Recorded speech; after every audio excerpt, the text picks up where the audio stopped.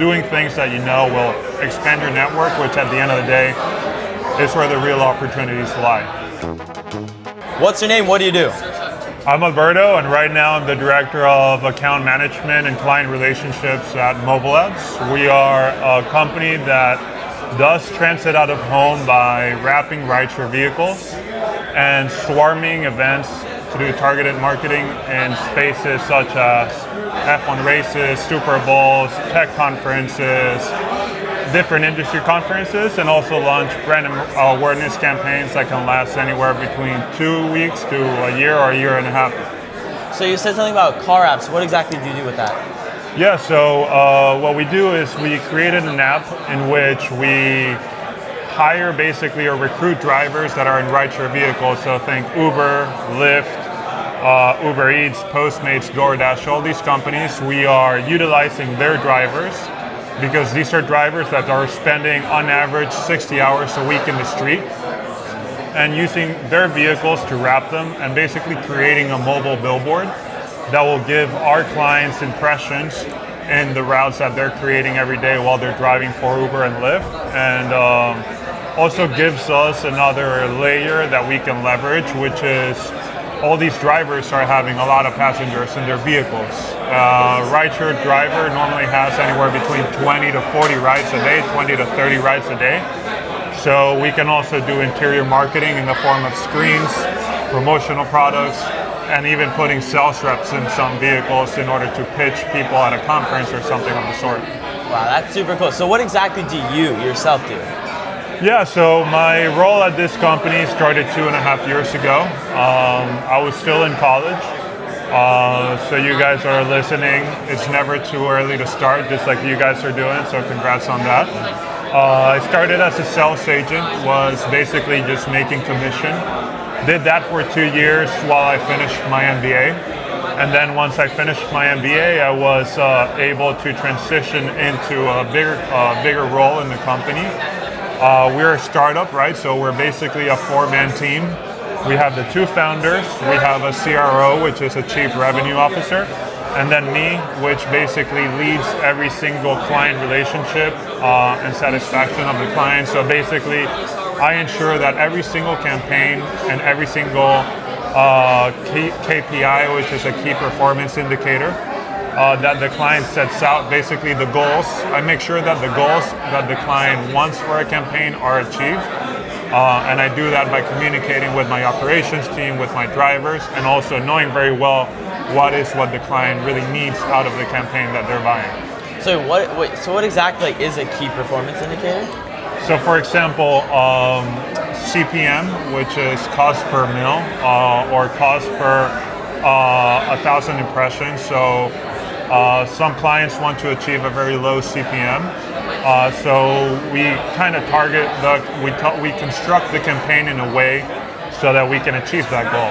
Some other clients, like when I worked for Jim Wilson, who's your father at Possible in Miami, they wanted to provide VIP rides in our vehicles, right? So our vehicles were targeting the Fontainebleau Hotel during the Possible conference in Miami, and we were also providing key prospects that MadHive had transportation to and from the event, and also to after parties that were happening during the event, right? So for that conference, one of the KPIs was creating as many leads as possible. So we created a whole QR code Google form that every single rider needed to fill out before getting in the vehicle for their free ride, so that then your sales team at MadHive could target these people that had gotten a ride for them for free.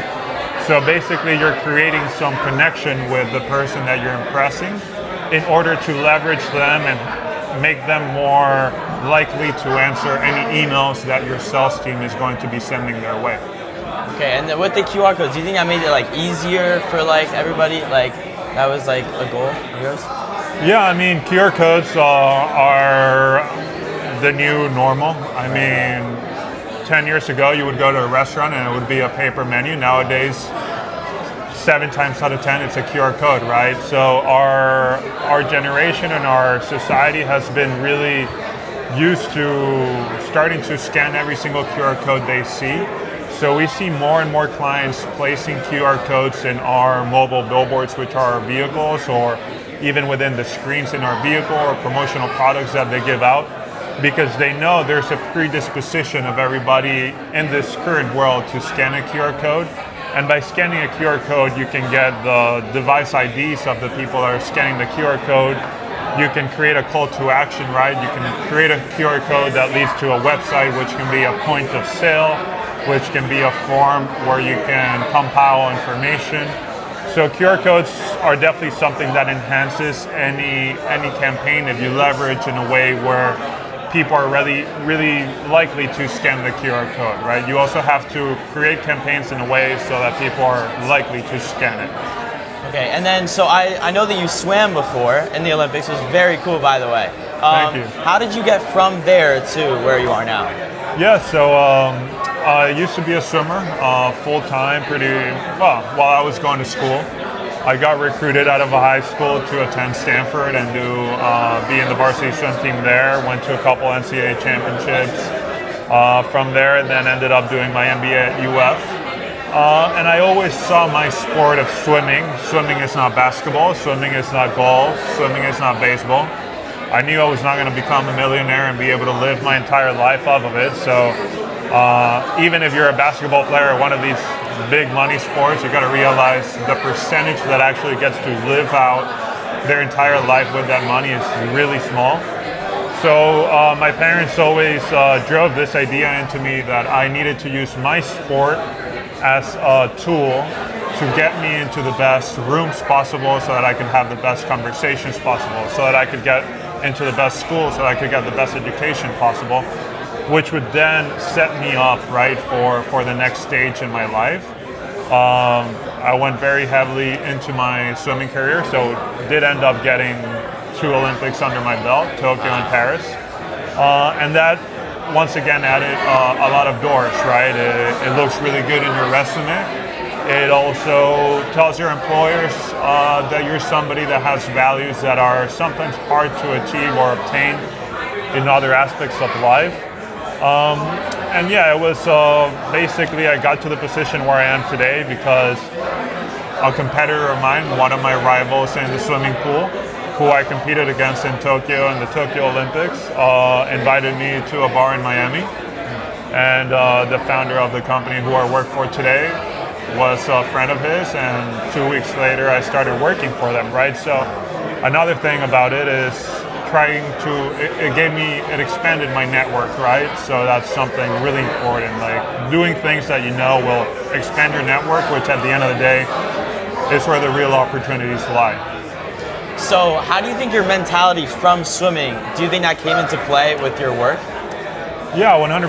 I mean, every athlete that you see, once they reach a high level within their sport, or basically any person that achieves a high level within their task, their industry, their job, they're going to share similar values. They're going to share discipline, responsibility, accountability for their work. And these are all values that you can obtain in a field of area in your life and then transform them into being something different, like I have for my work, right? So I'm a go-getter. I never take no for an answer.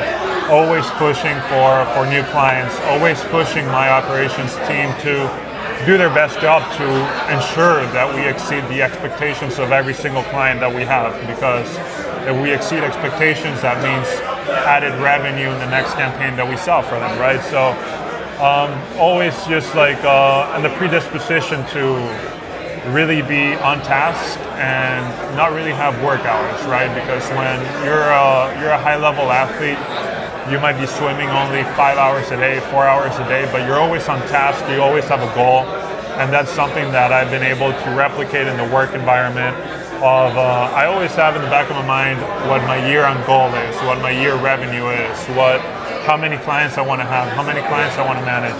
And constantly, even if you're not actively working for it, like in the moment, you're not sending an email, you're not on the phone with a client, you can always create ideas in your mind, start thinking about possibilities without actually having to be on task. And having those goals in the back of your mind is super important. and will allow you to basically work without feeling like it's work. So do you have any tips for like kids our age or like other teenagers watching? Yeah, 100%. I've always said that you need to dream big. Dreams sometimes seem very far-fetched, especially when you're young. It certainly did for me when I set my dream to be an Olympic swimmer. I mean, dreams can be found and can be made if you are able to create goals that are short-term that we build to that success. So always focusing on having a goal that's 1 month away, 3 months away, 6 months away, 1 year, 5 years. And then after you complete those goals, you'll get some satisfaction of completing something that you set your mind to. And that satisfaction will drive you to keep killing those goals, getting better and better. And sooner or later, you're going to realize that the next goal you have is a dream that you put yourself to do 5 years ago or whenever the timeline was, and then you achieved it. So basically setting goals in everything that you do, because that satisfaction of completing a goal and achieving a goal will give you the drive that you need to hit your next barrier or your next goal. All right, thank you so much for your time. For sure. Thank you. Thank you, guys.